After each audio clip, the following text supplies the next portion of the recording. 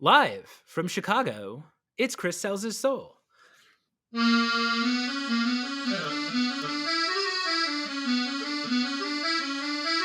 your host, Chris Bogue, and this is my show on LinkedIn Live, where I have conversations with cool people who will help you work more creatively. Today, my guest is Marcus Chan. Marcus, welcome to the show. Please say hello to my audience and let them know where they can find you. Hey, what's up, Chris? Oh, well, first, I'm pumped to be here. I've never been on a show where we start off with an amazing solo like this, so that was incredible, first off. Oh, thank So you. I'm pumped to be here. You can find me easily on LinkedIn by looking at Marcus Chan or on YouTube or my website, venliconsulting.com, but I'm pumped to have a conversation today. Excellent. Yeah. Marcus Chan is a sales trainer. He's an author. He's a content creator and just a generally great guy. We're going to be going deep on sales and mindset and entrepreneurship. But before we do, I'm going to introduce myself. So, hello, everybody. My name is Chris Bogue.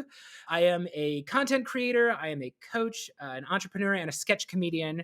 And I coach people to create mercifully short video content that drives revenue. Sometimes that content is prospecting videos for sales, content for social media, for your website, but it is all mercifully short and it is all designed to drive revenue. So if you are watching this live today, go ahead and jump into the comments. Marcus and I want to hear from you. The show is called No Excuses. So we're going to talk about what it takes to go hard when you want to give up. So, Marcus, I'm having you here because I admire your sales ability. I've actually purchased and read your book, Six Figure Sales Secrets. And I got to ask you, for the sake of my audience, is sales easy? Well, I would say it's simple, but it's not easy. I mean, initially, think when I first got into sales, I thought I'd be pretty good at it simply because I was like, well, I grew up working pretty hard. And I heard to be in B2B sales, you have to work pretty hard. And I felt like I was pretty good with people, especially since I worked in like more retail environments, working in restaurants, working with just regular people. I'm like, I'm pretty good with that. But when I actually got into like B2B sales, I realized how hard it was in all the different nuances. And I realized that sales, even though it can be one of the highest paying jobs in the world, it could be one of the lowest paying jobs in the world if you're not very good at what you do.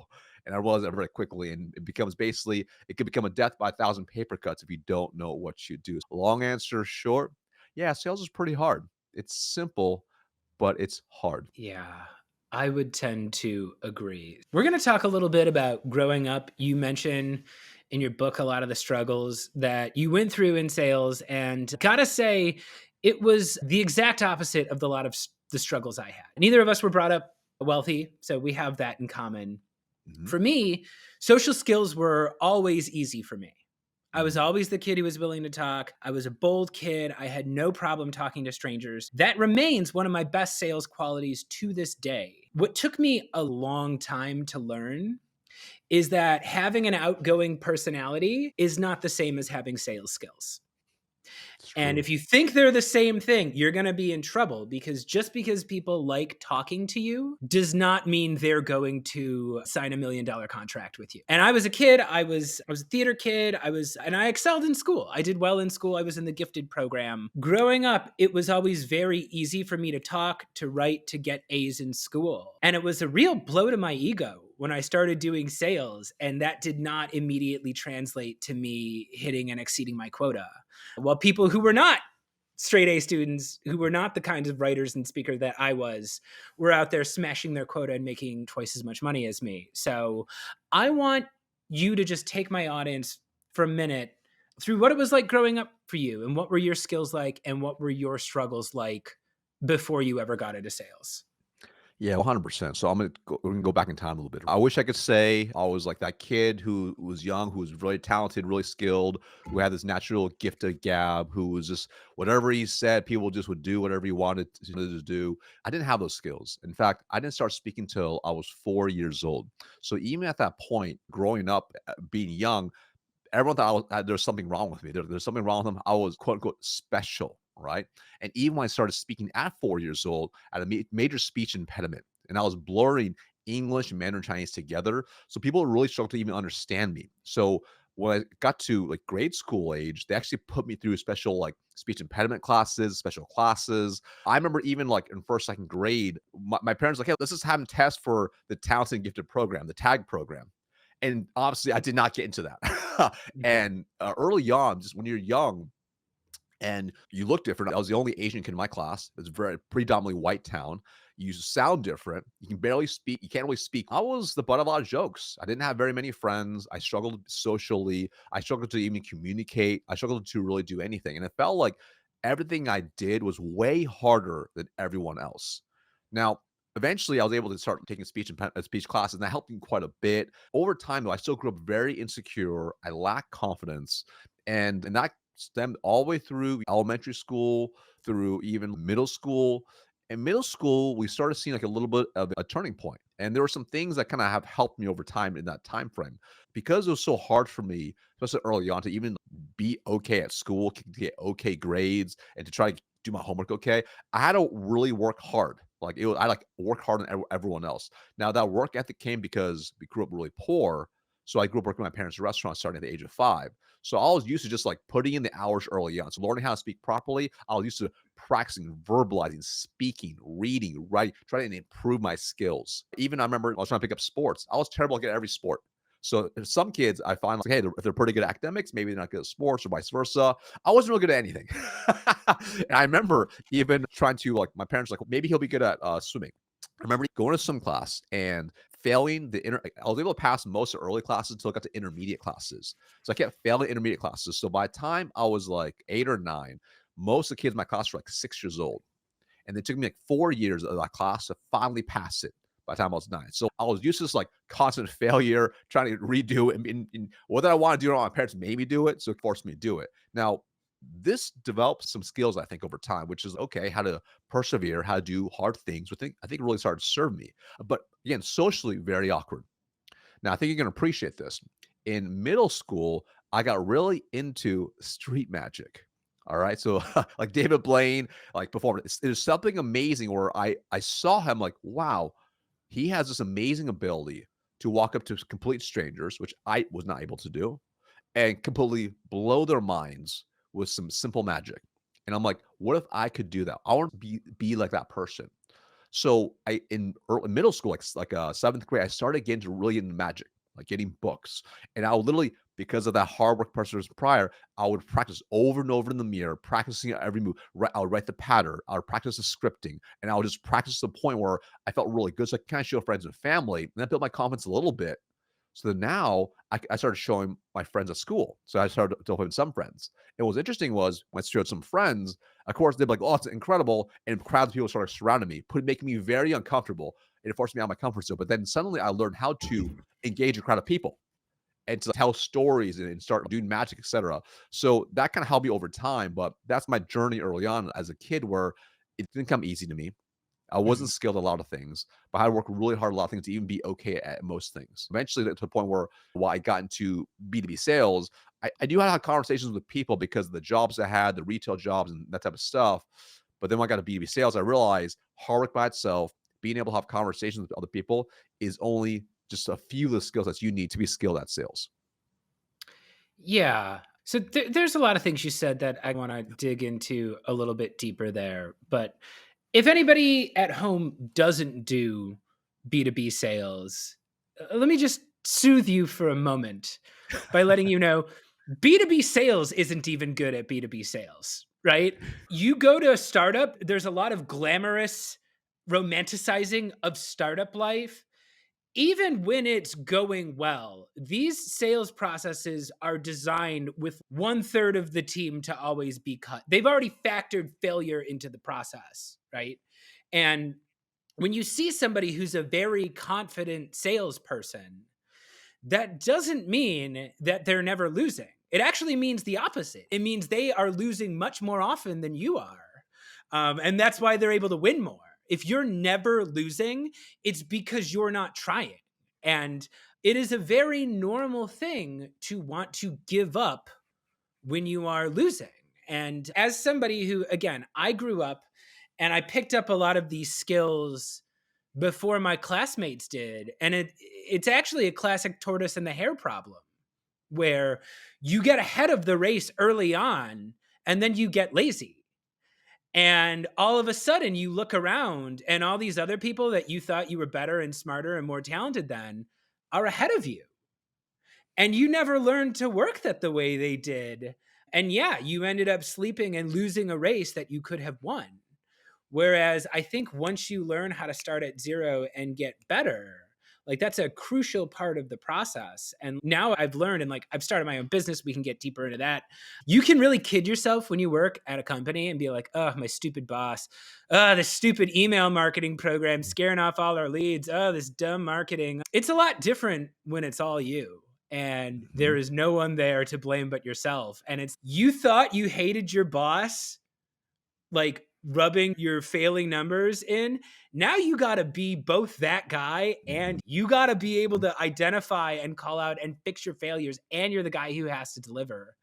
It's very overwhelming. And it's not like a video game. I think in video games, like I love video games because level one is always designed to be achievable, right? Mhm. That's like a rule of designing video games. First level is always easy. First level basically teaches you how to play the game. They're never going to throw you into a situation that's too difficult for you to figure out. Sales is not like that.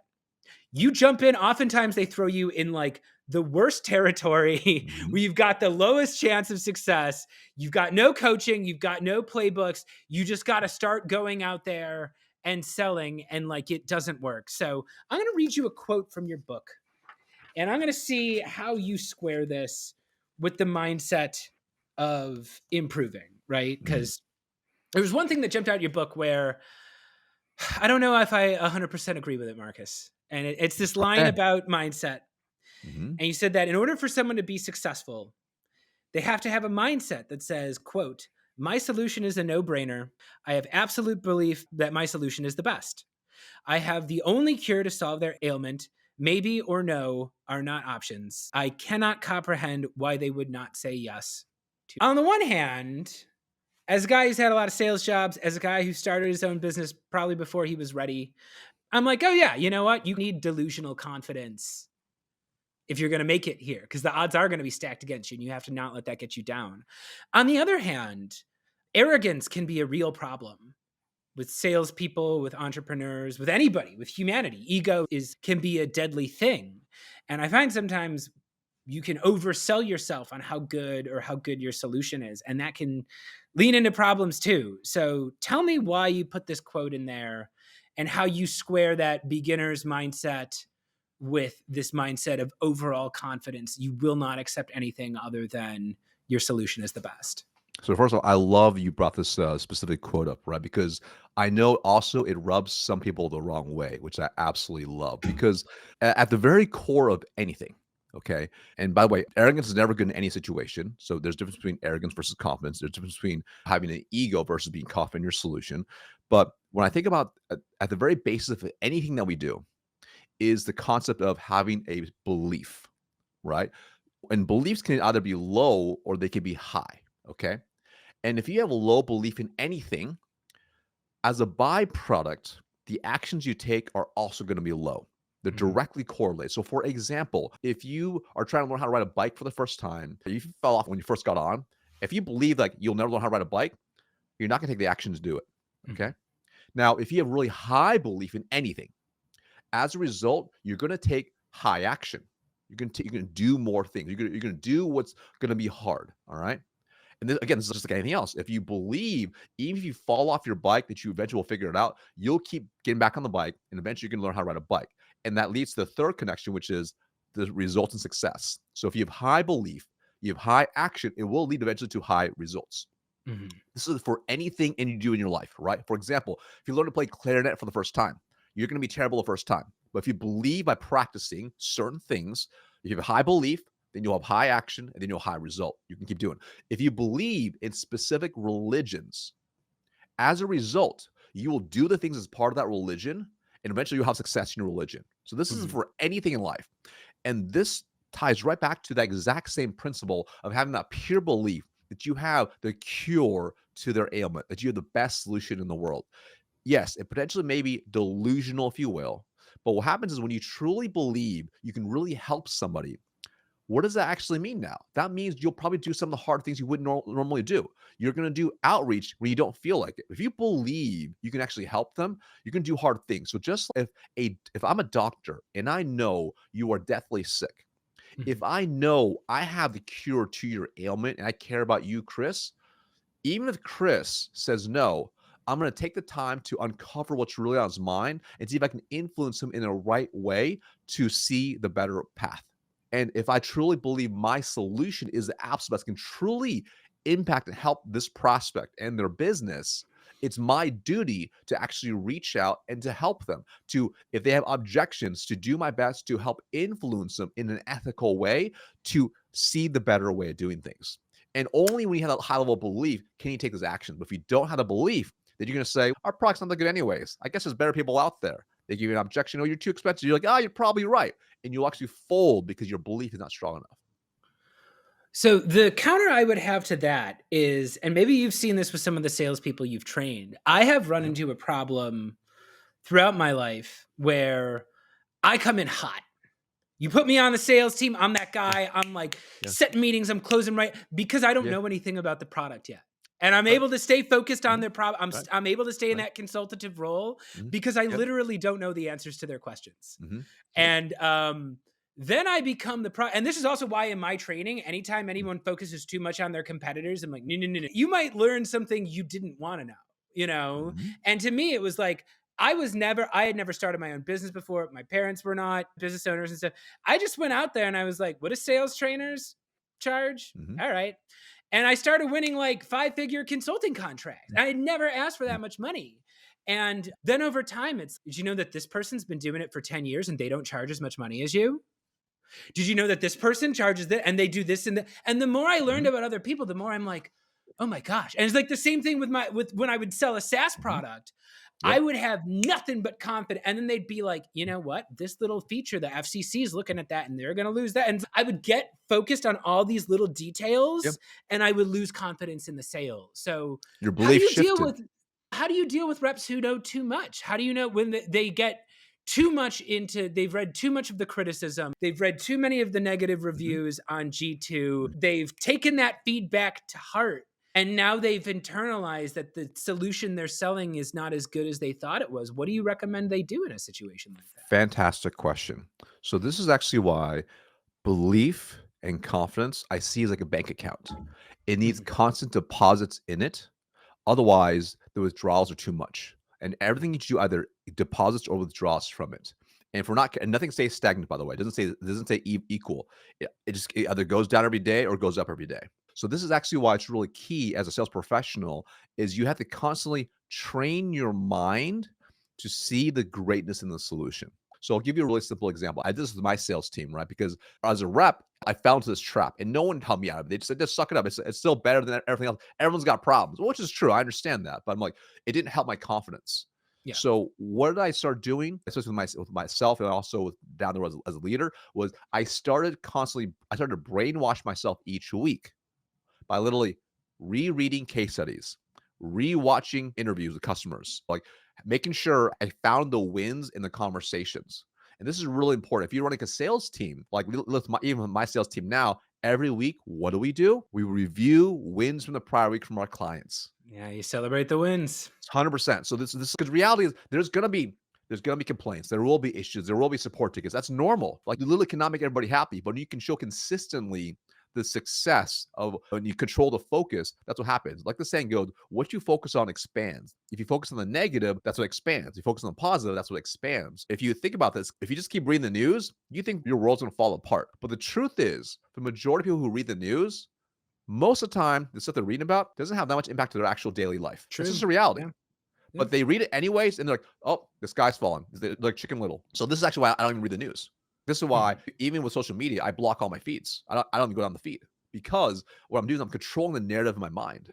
Like at the end of the day, the only thing you can control are your attitude and your actions. So if you focus on what you can't control, this is how you start shifting your paradigm of what you actually perceive. And how you perceive things determines the actions you're going to take. If you don't know how to change your perception of things, then you'll become stuck to what people are trying to push upon you. Yeah, I would tend to agree with that. And I would say to anybody out there, at home right now who isn't putting themselves out there at the level that they want to put themselves out there. Some moron is, right? Yeah, I true. go through life, I meet all these brilliant, talented, intelligent, helpful, wonderful people who think they're nothing. Mhm, And I meet absolute morons who love themselves and who are out there mhm, doing pretty okay for mhm. themselves. My thinking is, hey, either you advocate for yourself or someone's going to do it on your behalf. And it's not going to be the 100%. person you want. You have control over the story you want. And I actually think that is a perfect segue into our next segment. Gimme, gimme. Chan, you ready to do gimme? Let's go, baby. Let's do it. All right, all right. On this show, we have a little bit of a tradition because unfortunately, there is a pernicious myth that exists on LinkedIn, right? So, a lot of misconceptions about LinkedIn. People say it's for friendship, it's for selflessly sharing value and nothing more. But we all know that LinkedIn is actually the only social media network that was created to make money. Yeah, that's right, folks. It was designed so people could post job postings, so you could share your resume, so you could go out there and get new, higher paying opportunities. And so once every episode, I like to pop into character as Boss Bogue, and my guest joins me. And we ask my audience for exactly what it is that we really want from them. Marcus, you ready to do Gimme Gimme? 100%. Let's do it. Let's do it. Hello. Welcome to another episode of Gimme Gimme, the part of the show where I ask you for money. Marcus Chan, this is LinkedIn. We've got an audience full of sales professionals here. They have money. What are you going to ask them for? Oh, first off, I love Boss Book. He's absolutely incredible. I have something very cool to give you.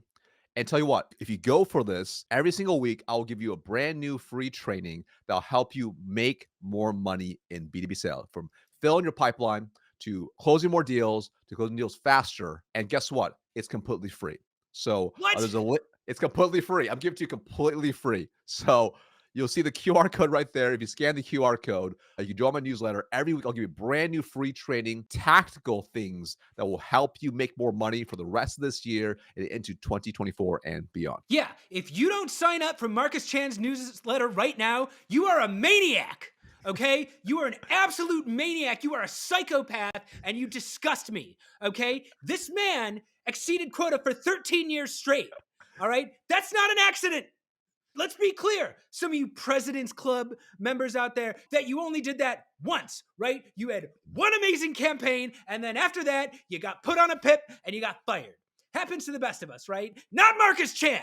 All right. Marcus Chan has been out there doing it forever. He published a book. He's had a successful solo business, which is more than a lot of you solo business owners can say. Get this newsletter right now. This man is not just whistling Dixie, he knows how to do sales. By the way, why don't you buy my shit too? You're out there, you're getting these opportunities, but you're not showing up well on video. Folks, I don't blame you, okay? This stuff is not obvious, right? Maybe you got an MBA from Harvard. They don't teach you how to make prospecting videos. They don't even know what a prospecting video is, okay? But I do. So I have a product that we're going to be watching an infomercial for soon called The Complete Guide to Selling on Video, and it is everything you need to know to successfully prospect for video. Even if you have absolutely no sales training at all, this will start you out with a simple plan to have your first 25 videos shot, filmed, edited, sent on LinkedIn and Gmail, ready to go, ready to drive business at all stages of your pipeline. And I've got a special announcement that I'm just going to tell you for the first time because this is just rolling out. But in 2024, I am rolling out my first ever improv cohort. So everybody out there has been telling me they want to learn the ways of comedy, right? Because I went to Second City and I learned all the ways of comedy writing that they do on Saturday Night Live. And I make all these funny videos effortlessly that drive all this business into my company. And people saying, hey, I want to do that too. I want to get out there making cool, fun, entertaining stuff for my brand that is going to drive me business. So I have introduced this cohort. It is starting up next quarter. There's a limited amount of signups available right now, but you are going to get comedy training. We are going to go through script writing, and we are going to help you make your own library of personal, short, entertaining videos to drive business to your company and grow your personal brand. And guess what? It only costs $2.99 if you sign up in December. So these are weekly sessions. You can attend them synchronously or asynchronously. Show up if you want direct feedback. You can get the recordings. You can follow the sessions remotely if you want. There's going to be tons of awesome handouts in there, and it even comes with a 30-minute one-on-one consultation beforehand. So get the improv cohort. You can scan the QR code right there. There's a 14-day money-back guarantee, so you can even change your mind. You're not going to do that because it's the best solution out there, Marcus. Yeah, get ready for that. Marcus, is there anything else you want to ask my audience for while we got him here? No, scan those QR codes. Go now. Don't wait. Yeah, so this has been Gimme. Iggy, roll the tape. Hello? Is this Mr. Sherber? It sure is. What can I help you with, brother? Hello. You were not expecting this call. Do you have 17 seconds to learn about mercifully short? Is this a cold call? I don't know. You. Never call this number again. Oh no! Another unsuccessful cold call. You probably don't have time to fuck off. I got a quota to hit. Are you spending hours every week cold calling and cold emailing but not seeing results? There's gotta be a better way. Introducing the complete guide to selling on video. Whether you're new to sales or a President's Club member, this fast and fun course will teach you to efficiently create short, customized videos that get results. The complete guide to selling on video is not sold in stores. Visit chrisbogue.io and use promo code GIMMEGIMME to take $50 off while supplies last. Don't delay. Get noticed today. And we're back with Marcus Chan. For those of you at home just joining us, today's show is called No Excuses. Marcus Chan is an elite sales trainer, author, and just generally cool guy. He is here talking about mindset, answering your questions about sales. I see we got a lot of great chatter happening in the comments right now. We got Chuck Shaver, we got Bassy, we've got Lynn, Garen. Jump in the comments. Let us know where you're watching from today. We don't know if you're here unless you leave a comment. And Marcus, I want to get more into mindset in this second half. So I've got something I've noticed here that anybody who's spent time on LinkedIn this year has probably noticed, but there's a lot of pessimism out there in the market right now. And it's not even coming from the sales reps. It's coming from their bosses. It's coming from founders. It's coming from reality too. This past year, we have seen huge cuts in the B2B tech world, right? So you name a giant respected tech company and they've had layoffs. And folks, I'm not an economist out here. You can figure out the math. If you're selling a tech solution to a company and they lay off 1,000 people, that deal is going to get smaller. There are fewer licenses to sell, so the deals get smaller. Companies bring in less revenue, and the result is cuts, right? So a lot of teams missing quota attainment is lower than ever. I've seen entire teams cut and replaced with AI solutions. I see sales influencers all over LinkedIn talking about the gloom and doom and what a bloodbath sales was and how it was hard and it's only going to get worse. So what do you do with that? What do you do when you walk into an organization where you need to get them to achieve at a higher level and they're going out there every day and they're reading their bosses talk about how hopeless the sales situation out there is for B2B tech and how maybe they should start exploring other solutions because it's just not going to be what it was before ever again? How do you deal with that type of pessimism? How do you turn that around when that's your job?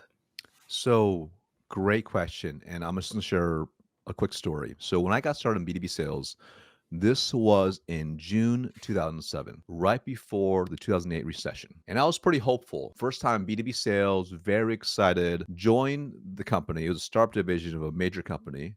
Realized very quickly there was no product market fit. There was no marketing. There was no training. My boss had never done the job before.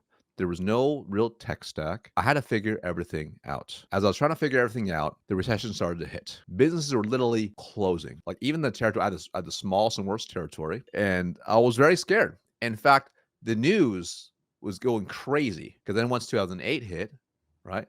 People were losing their homes. Like literally the big bank bailouts were about to happen. Inflation was skyrocketing. And on top of that, like literally unemployment was in the double digits. Like it was a scary time. And I remember at the time, there was a lot of pessimism on the sales team, from leadership all the way up to all my customers, to basically everyone I talked about, in which people basically said, if you had a job, you were lucky. You should be lucky. That was like the Mhm. essence.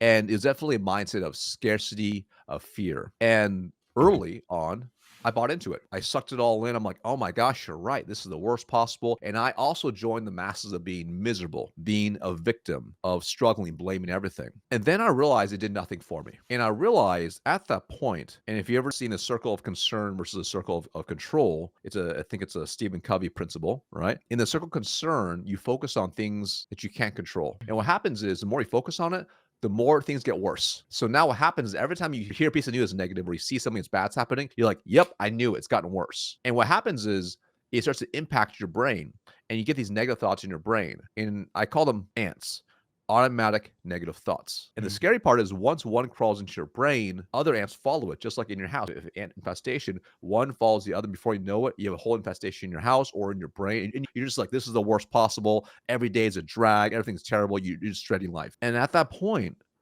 I started to realize this was not a good situation to be in. And this is where I started to really get into reading books and really focusing on myself and really growing, developing. Mhm. And what was really interesting was I realized very quickly being able to curate success and curate my mind to focus on the right things was wildly important. So I went on first an elimination diet. That was the first thing. So there was things that I personally did. Like I knew that just like it made me feel bad. I was going to stop doing. For example, I mentioned the news thing. Yeah. I knew like I used to drive to work listening to the news, and it was always negative. It was never anything good because that's what sells, Yeah. unfortunately. So I cut that out. I stopped listening to the news and I replaced it with something else. I'm like, what can I replace it with? Okay, I can replace it with books or things that make me learn and grow. So that's what I Mhm. started doing.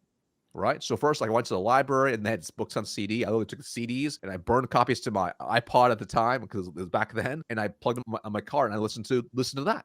Right. I started looking for a better tribe, if you will. So attending conferences of people who were also motivated and energized, who didn't want to get stuck in that negativity of news. Right. And I started doing these things to basically put myself in a better state. People that are negative work, I hate to say it, I stopped talking to them. Like I literally have people on my team that are like, "Hey, why are you working so hard? The economy is bad anyways. We're all bad results anyway." That was what they were just telling me. But I refused to let that be my reality. I wanted to create a new way of looking at the world. So Steve Jobs calls this his reality distortion field, Yeah. creating a bubble around you of how you perceive things. So I started to do different things. Like, okay, for example, I knew when I ate unhealthy, I felt worse the next day. Started eating clean. Mhm. I knew when I worked, I felt better. Started working out. I knew when I drank too much, I feel terrible the next day. I started to reduce my drinking at the time. Now I don't drink at all. I started to reduce my drinking, right? I cut out friends that were negative. I only spent Mhm. time with people that actually brought me up. I started to invest into my mind. I started to work really hard on myself, right? Because like the Jim Rohn quote says is, when you work hard at your job, you make a living. When you work hard on yourself, you make a fortune. That's what I started doing. I started working super hard on myself from when I woke up to when I went to bed. I just worked on myself doing the hard things that no one else is willing to do. Yeah, that's hard though. Like Super that's hard. I would say I Oh, call this 100%. the valedictorian problem where I'm like, Yeah. look, it's like when the valedictorian is up there giving the speech and everyone's look at that try hard and they're like, Mhm. I could Yeah. have done that if I tried. And it's Yeah. yeah, the trying is the hard part, guys. Yeah. Like that's 100%. it's doing it when you don't feel like it. And for 100%. me, it was I had a slightly different way to get at this mindset. And again, I'm not putting myself on the same level of you as you because I know you've Sure. been doing a lot of things that I am doing for a lot longer than I have. For me, it was like I was planning for my life to be a certain way and I was pretty happy just half-assing it through life and my life fell apart. I thought I was going to be having a family and instead I got a divorce and it was this realization of being all alone and not having anyone to blame for anything anymore. Mm, I would say, oh, maybe I'll start a show. Maybe I'll write a book. Maybe I'll write comedy. I was on a 3-year creative dry spell mm, before I started my business, mm, by the way. Maybe I'll play saxophone again. You know what? My wife wants to go to a craft fair, so I guess I got to do that. I guess I can't work on myself. I'm not going to go to the gym today because she mhm. wants to go to a dinner party. And it's okay. You don't have a wife anymore, but I notice you're not at the gym. Maybe you're holding yourself back, Chris. Yeah. And it was, Sure. I have said before that it was like, Anybody who sees me out here, I'm doing content all the time. I'm running my own business. I'm interviewing cool people on my shows. I wrote a book that I'm trying to get published. I'm like doing all this stuff. And people don't understand. It's just because I lost so hard that I couldn't make excuses for it anymore. Sure. And at the same time, I had this weird moment where COVID happened. I accidentally discovered video prospecting, and I like smashed my quota out of the water 2 months early because I was able to get in with all these accounts that my company had been trying to reach for years. And we never could get through to them. They didn't pick up the phone. They didn't answer emails. I got on video and talked straight to them. All of a sudden, it worked. When I was like, oh my God, this video thing is so powerful, but nobody is really doing it yet. And nobody knows what a mess my life is. Like, I know that my marriage just fell apart and I'm really sad and all that, but I don't bring that into the sales presentation. My sales presentation is tight and it's rehearsed and it's focused on them, and I know how to walk them through the flow. And yeah, all that stuff in my head doesn't matter to them because they're worried about their rental property. They're worried about their kids' tuition. They're worried about all these things that have nothing to do with where my relationship is at or whatever. And then, yeah, I threw caution to the wind and I started my own business. And my parents were like, what? That's insane. And they were right. But at the same time, I was like, you don't understand. I know if I get into enough rooms, if I get enough people to agree to that sales presentation, I'm going to win some percentage of them. And once you know you can win, it changes everything. But yeah, if I looked at my own situation, I probably would have just determined I'm too much of a mess to do this. Now, granted, I had this kind of once in a lifetime moment. I had this perfect little timing moment where all of a sudden all my video skills, all my performance skills, all my coaching skills aligned with the needs of the moment and fit nicely into this niche of sales that fortunately people have not gotten curious enough about yet. What exactly makes a good video? But I think you bring up a good point, Chris, which is I think it's what's actually very similar to our stories is I didn't share that in detail, but you hit a point in your life where this is, oh my God, what's going on? Like rock bottom is probably how it felt. And that caused you to make a change. Even if before, if you felt like you didn't have these skills or whatever, but you're like, this is rock bottom for me. I had the same thing. It just happened early in my career. Like for me, that specific moment was me struggling several months in, haven't closed a single deal. The things getting way worse. And I knew I was in a very serious relationship. A girl I wanted to propose to, want to marry. Her parents were pretty prestigious. I knew they just knew I was some sales guy. I didn't want to fail them. I went against my parents going in sales, and I didn't want to fail them either. And then suddenly, a few months in, I'm getting threatened to get fired. When's about to be the recession? And at this point, it was at that moment, that pivotal moment, I realized I can keep having excuses. I can keep saying, I don't have the skills. It's the economy. It's product market fit. It's my bad boss. I don't have good leads. I don't have a tech stack. I don't have whatever. And I said, those all might be true. That might be my circumstance, but it doesn't determine where I want to go. And I was clear on my future, on where I wanted to go. And at that point, that's when I made a shift. And it wasn't overnight the results. I think mistakes some people say like, oh, it must have been overnight. But yeah, some still had some overnight results, but who I was not overnight. It was like literally, I probably didn't even realize it till probably like 8 years later. 8 years later, I'm like, oh, wow, I'm actually a whole new person. And I had no idea at that point because I was so into building myself and working myself every single day. Because every day is hard. Like every day, the feelings of imposter syndrome, of doubt, anxiety still hit me. Even as I start climbing up the ladder, making good results, even as people are like, wow, you're getting promoted, doing all this crazy. I'm like, no, I'm like a duck. I'm like calm on the surface, but underneath the water, it's a mess. And that's how I felt. And I didn't even realize it to that point until literally 2016. And literally I got promoted again. And I was leading a region of 85 people. And people were saying like, how did you do this? I'm like, do what? Like, how did you get promoted 12 times in the last 8 years? How have you won every single award? How have you hit quota every single year? How have you like done all these things? I'm like, what do you mean? It's super hard for me every day. Every day it's hard to win every year.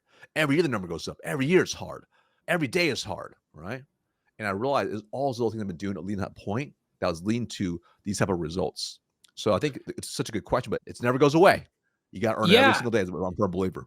People need to understand this though. So it's like that saying about exercise, like It never gets easy. You just get better. 100%. And yeah, and it's one of those things where, and like I read your book, I've read the criticisms of your book too. Mhm.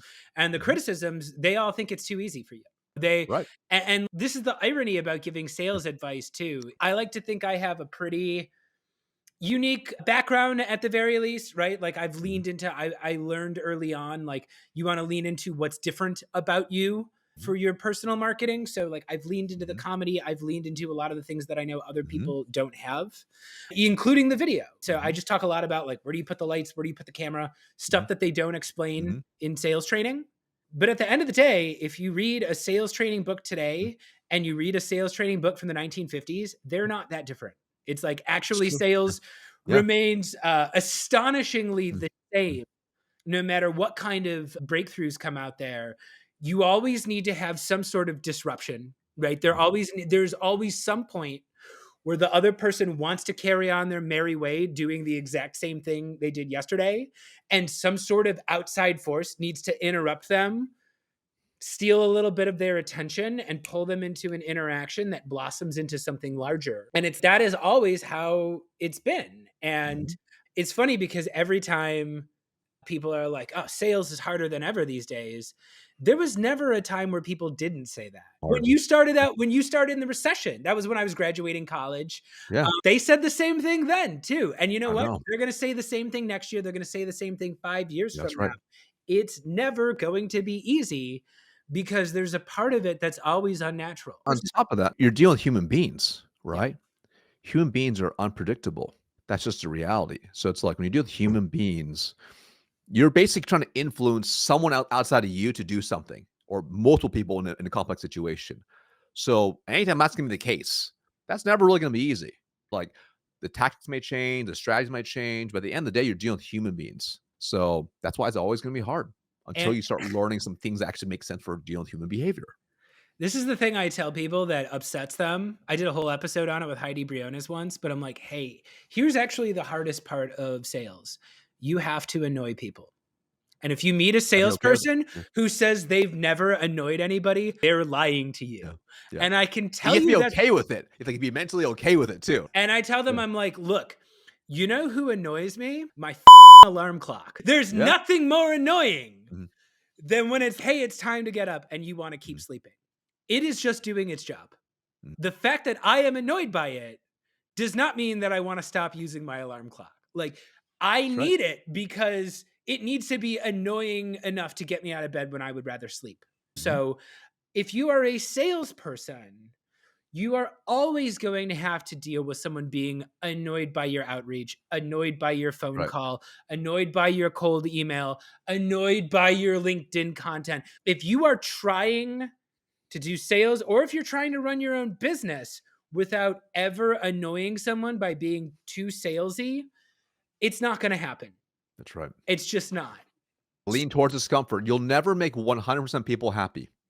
Never. The way I look at it is, and maybe this is where we're like converging here and how I get Sure. people over mindset, is you have to disconnect yourself Mhm. from the outcome. And my thing, and we can talk here at the end of the episode about starting a business, because this is something that I've done. This is something you've done quite successfully. I've seen a lot of my friends who are content creators who quit their jobs and they're like, I want more time to relax and spend with my family, so I'm going to start my own business. And I don't have the heart to tell them, guys, it's a lot more work starting your own business. As annoying as a boss may be, having a salary to rely on makes things easier.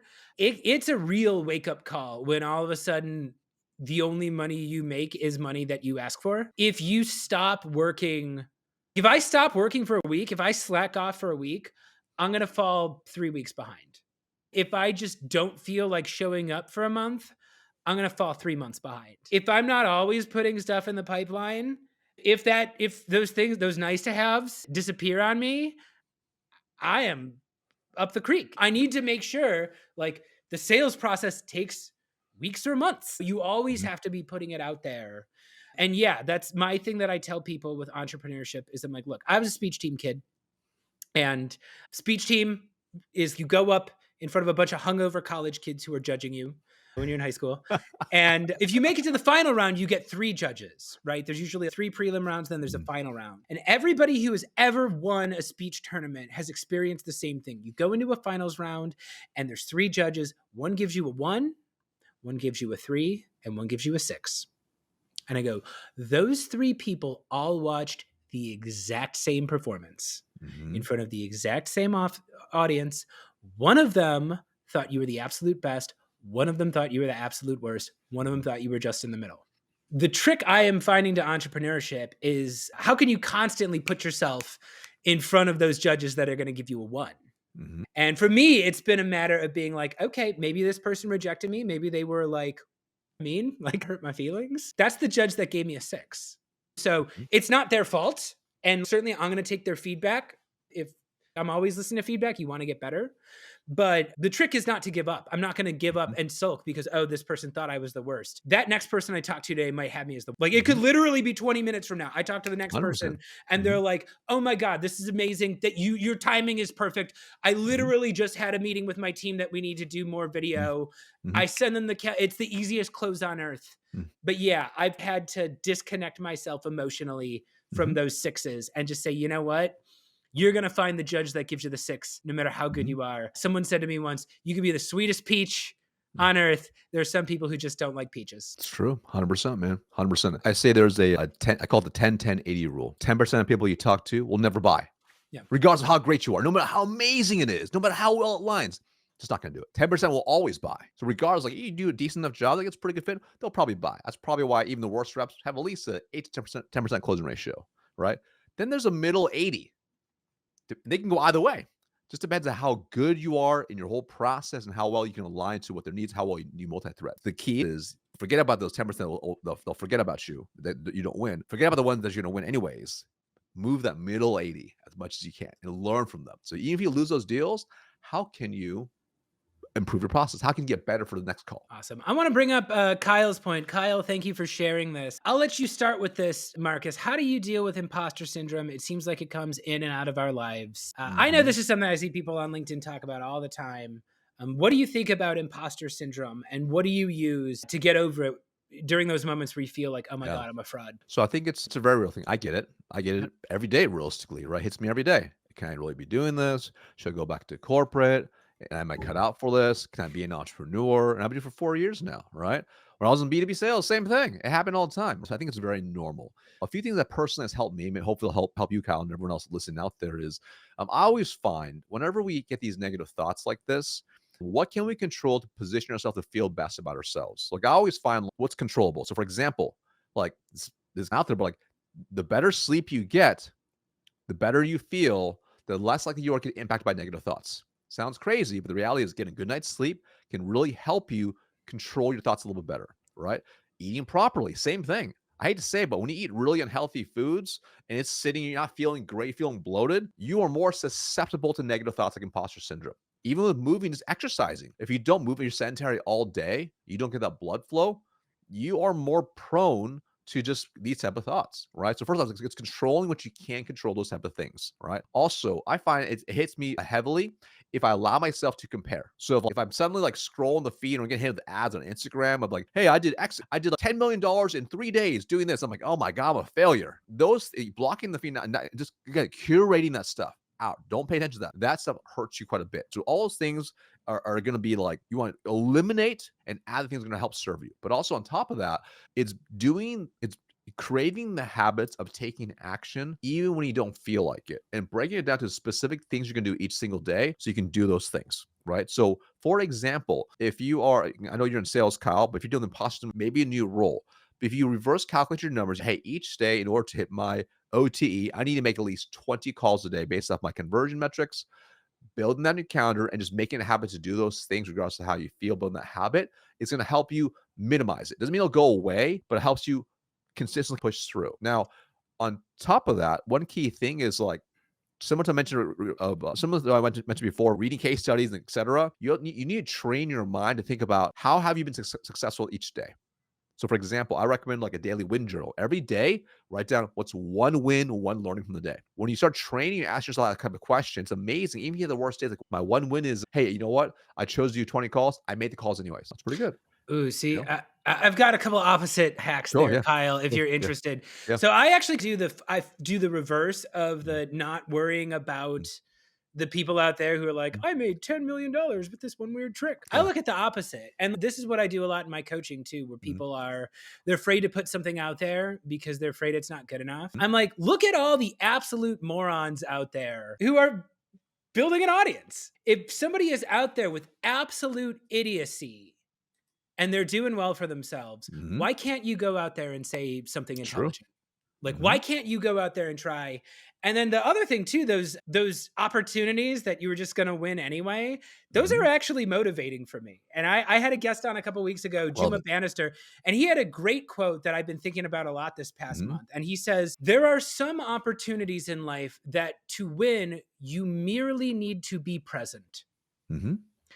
There are just opportunities where the only reason you won is because you showed up and no one else did. And I think about this like growing up, I get scared on roller coasters, and I would sit there and I'd be in high school and I'd be like trying to impress girls and be like, yeah, I'd go on the roller coaster. And when I needed some courage, I would look down the line and I would see some 10-year-old kid who's just totally fearless. And I would say, okay, little 10-year-old kid is going to go on this roller coaster. It's not going to kill me if I did the same thing. And Love it. I look at it like, hey, I gotta go out there every single day. Obviously, I'm gonna scrap and I'm gonna do everything I can to win those hard fought battles. And that's what sales is all about. But at the same time, there's literally people sitting out there being like, oh, we gotta pay someone for video coaching right now. And if all I did was reach out to them today, that would be easy money, because nobody else is doing it. I know for a fact, I've surveyed enough of my network to know these B2B companies are not doing video prospecting. None of it, even the ones paying for Oh, yeah, solutions, they're not. they're doing 5 custom videos a month at best. If I just show up, I will win a percentage, but that requires me to show up. And again, as if you've taken one thing away from this interview today, everybody, showing up is often the hardest part. So, 100%.